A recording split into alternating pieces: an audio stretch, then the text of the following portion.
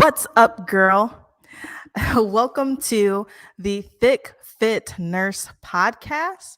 It's your coach, Indy, and I'm coming to you live from Coach Indy or indymichelle.com. Sorry about that. So, today we are talking about health is wealth and vice versa. So, wealth is also health. I want to talk about this because I feel like it's a topic that's swept under the rug. And I don't like that. I don't like that it's swept under the rug. I don't like when I'm having a conversation with another race or gender and like they are just in the dark about this situation. So I made a post on Facebook and it basically said that in the ghetto, you are given a liquor store, not a Whole Foods, Trader Joe's, or Publix. Okay. So finance and fitness is definitely related because sometimes in the ghetto, you have no grocery store at all. They give you cigarettes and liquor and like little Debbie snacks instead. Okay. And I know this because I grew up super poor. So I'm coming from a place of experience. I'm not just talking out the side of my neck. Like I literally used to couch surf with my mom. I used to be in homeless shelters with my mom, like multiple ones. I even remember the name of some of them, like Women's Safe Place in Battle Creek, Michigan, which was literally a like safe house slash homeless shelter for women that you got to stay in for like 30 days. Like I remember my mom begging the leader of the house for more time for us in order to stay, but the rules were the rules. You only had 30 days in the homeless shelter, so you literally went from homeless shelter to homeless shelter. And I also lived in the projects with my dad, and we got evicted from the projects. How you gonna get evicted from the projects? That's what I want to know because it was income based. But then again, my dad wasn't employed.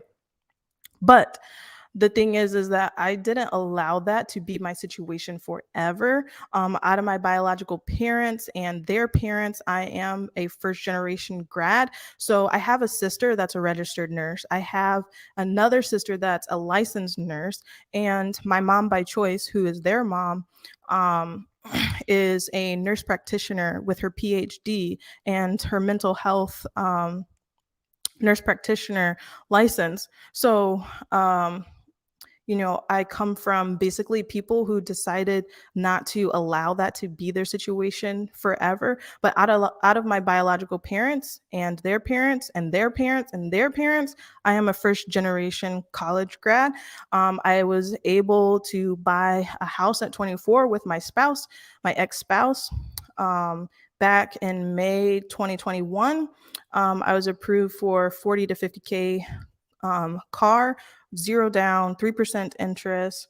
And I used to make 8 to 12,000 a month as a on-call ICU step-down nurse. And I'm getting ready to take my first travel nursing assignment as well.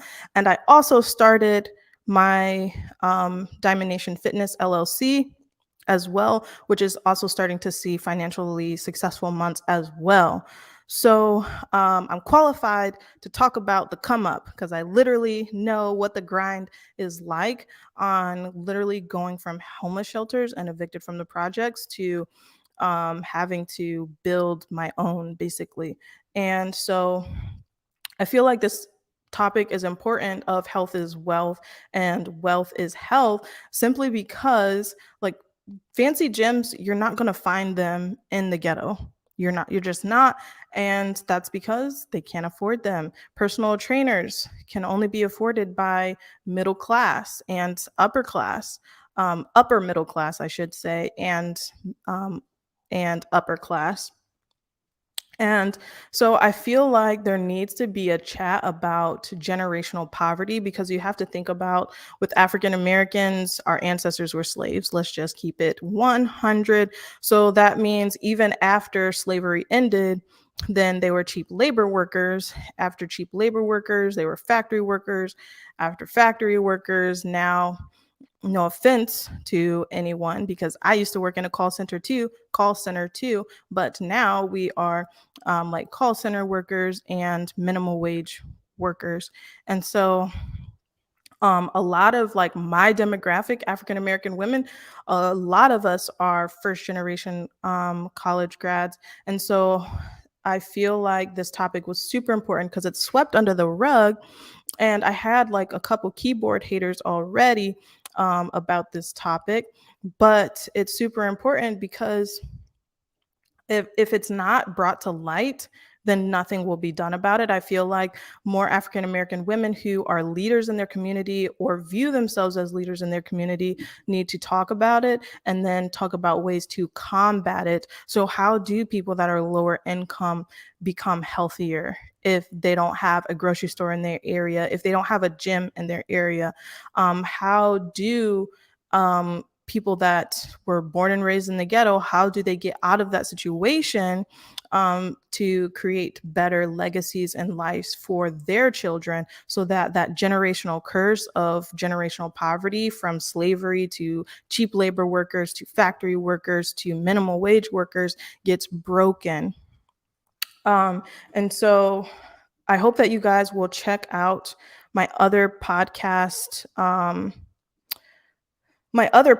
topics, because generally speaking, my topics are usually about like how a nurse that's too fatigued can start working out, how busy medical field moms can make time for their fitness journey, how your next 10 pounds will come off when you stop emotional eating for good, and how to get a natural breast lift, how to get a booty, how to give yourself grace and compassion and overcome perfectionism in your fitness journey. So, lots of other topics for you guys to binge on in my podcast, the Thick Fit Nurse podcast.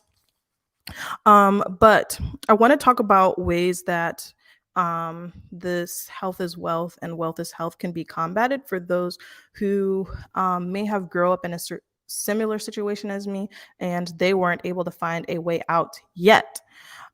So I wasn't always a first generation college grad. When I first got married at 19, like the struggle was real. I made $10 to $13 an hour um, as a bank teller slash call center at the bank. And so how I started my fitness journey was literally at home workouts, which I have free ones on my YouTube channel, which the link is at indymichelle.com. Then I literally started with a yoga mat and a pair of dumbbells from TJ Maxx, which you can also get from Walmart or Amazon, and at home workout videos, and literally just sharing my journey on social media in order to help keep myself accountable. So that's one way that if you don't have a gym, do at home workouts. There's plenty of free resources on YouTube, including my own, but also excluding my own, of other personal trainers that put free content online for you. Um, Another way is not just taking advantage of YouTube for fitness, but also for nutrition as well. I have over 100 videos on nutrition and mindset as well on my YouTube channel, so that you're able to educate yourself on what your health looks like. Because the more competent you are in your health, the more confident you're going to be to make changes, because you can't make changes if you don't know like what nutrition is, and how to pivot and adjust your lifestyle according to what maybe what bad habits you may currently have. So confidence and competence go hand in hand. So educate yourself about nutrition, or you're constantly going to find yourself in the same predicament. So knowledge is wealth too. Um, and so we talked about free resources online. We talked about working out at home. We talked about educating yourself about nutrition. And then I feel like um, there needs to also be like more conversation around like because Black women are the lowest earners in the United States besides Latina women. And this is verifiable information by the government, like the labor um, labor bureau. I can't remember the full name, but it's at the .gov, and they know who the lowest earners are because our tax information is sent to the government. So it's not like this has to be made up or just random. And I'm not saying that other demographics can't be poor. I'm not saying that other genders can't be poor. I'm not saying that a white male cannot be poor. It's just simple facts. African American women, besides Latina women, earn the lowest in the United States, which is 2.8 $1,000 a month. And so I feel like the way that this can be combated is um, there needs to be more conversation around um, Black women not just earning money for these big companies, and but also Black women not just working on their 9 to 5 job, but also building their own dreams, and building their own companies, because I know that each and every one of you has some type of gift. They have some type of talent that can be monetized. And the coaching industry is a $1 billion industry. Becoming a course creator is a $1 billion industry. So, what that tells me is if you have a smartphone, you can be in a course creator industry. You can tap into the coaching industry, because I don't care what it is that you do, you can teach somebody to do what you do. And I feel like, again, not just working on your 9 to 5, but also working on your side hustles as well. And I don't mean like a multi-level marketing type of scheme. No offense to anybody that's in an MLM. I've tried them, and I'm just saying that the reason why 99% people fail is just how they're structured in those MLMs. I'm talking about building your own dreams from the ground up. Is a really good route to go. And again, if you have a smartphone, social media nowadays, you can tap into that and you can use that as free marketing. Instagram Reels and Facebook Reels is free marketing for whatever company it is that you want to build. So, maybe entrepreneurship is not your thing. So another way for me was I literally took 2 classes at a time when I was 19 years old, 18 years old, in order to go to nursing school.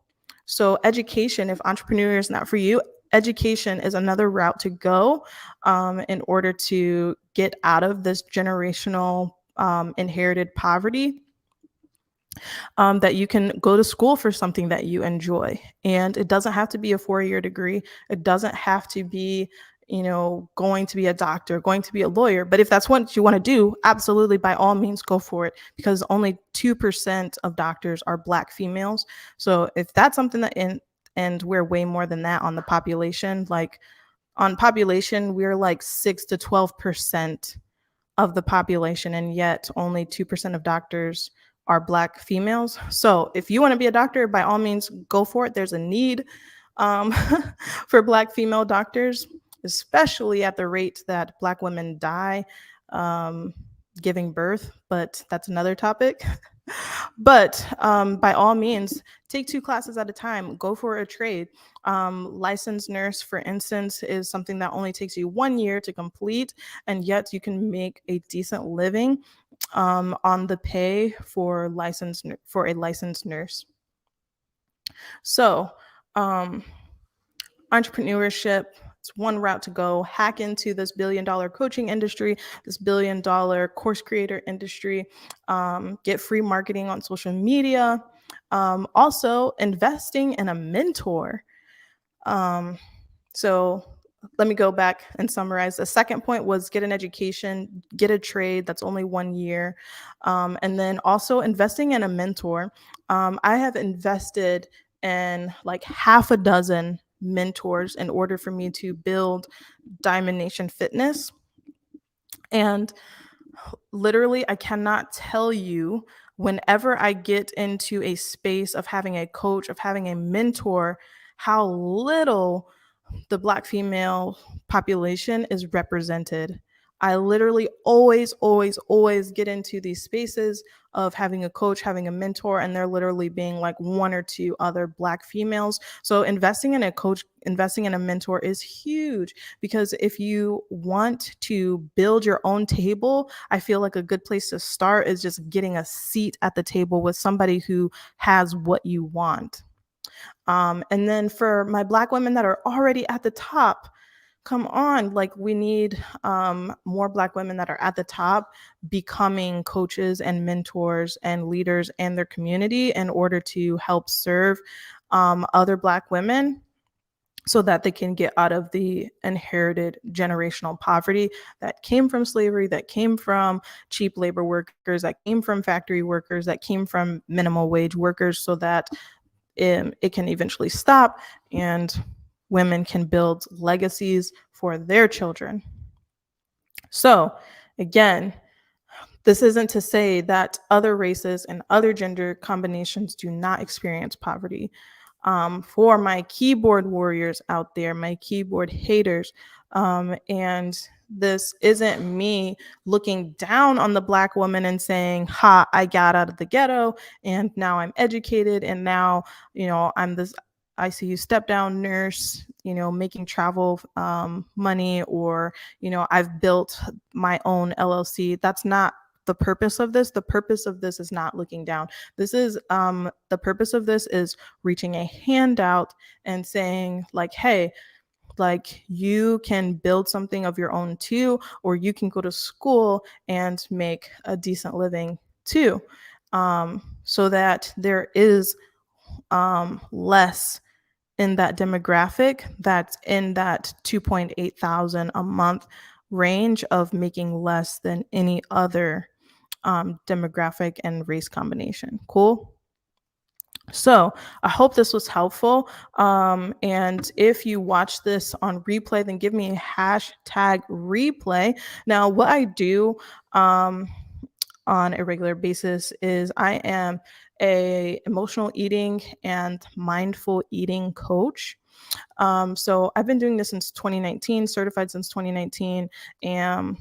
And also, I help doctors and nurses to be able to lose weight without having to cut carbs, without having to cut calories, count them or cut them.